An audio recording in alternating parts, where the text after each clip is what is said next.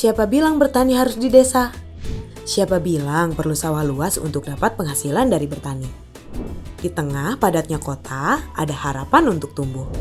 Dari sepetak tanah kecil atau bahkan dari botol bekas.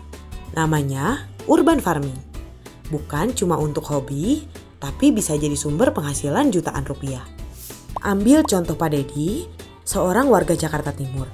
Dulu, ia hanya punya lahan sempit di samping rumah, tak lebih dari 2 kali 3 meter. Tapi setelah kehilangan pekerjaan saat pandemi, ia mulai menanam sayur dengan sistem hidroponik. Dari lahan yang sebelumnya cuma jadi tempat jemur baju, sekarang ia rutin panen selada, kangkung, dan bayam. Hasilnya bisa mencapai 2-3 juta rupiah per bulan.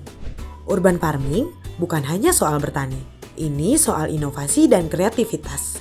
Bisa pakai botol bekas, Viva Faralon, rak kayu, atau bahkan dinding rumah. Sistemnya bisa hidroponik, vertikultur, atau tanam pot biasa. Yang penting, konsistensi dan kemauan belajar. Tak perlu alat mahal, cukup manfaatkan yang sudah ada. Tanam kangkung, sawi, tomat, cabai, dan sayur-sayuran yang cepat panen dan banyak peminat. Urban farming juga bisa jadi bisnis rumahan loh. Coba bayangkan, panen setiap minggu, jual ke tetangga, warung makan, atau bahkan lewat media sosial. Bikin paket sayur segar tanpa pestisida, bagikan edukasi lewat video dan bangun kepercayaan pelanggan. Orang kota sekarang sadar kesehatan. Mereka mencari sayur organik dan kamu bisa jadi penyedia utamanya. Tak perlu menunggu kaya, tak perlu tunggu pindah desa. Urban farming bisa dimulai hari ini, di rumahmu, di halaman kecilmu, atau bahkan di balkon apartemenmu. Yang kamu butuh hanyalah niat, ilmu, dan sedikit ruang. Karena dari ruang sempit, bisa tumbuh peluang besar.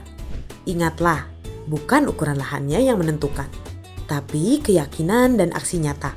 Dari halaman sempit, tumbuh harapan. Dari botol bekas, tumbuh masa depan.